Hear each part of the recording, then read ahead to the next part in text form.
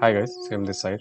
Here you can see on my screen that there is no such icon like this PC and my computer. It is just because it has been disappeared somehow, and the same problem happens when you buy a new laptop or computer where you will not see the my computer and this PC icon. So this is the right video where you will get to know how to bring that icon. So let's start the video. So the first step, start with the right click of your mouse and this will appear.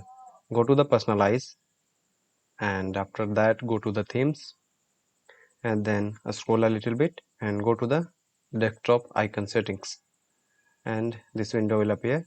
I want to bring the this PC, so I've selected computer, my computer and this PC stand for the same. Okay, after that press OK.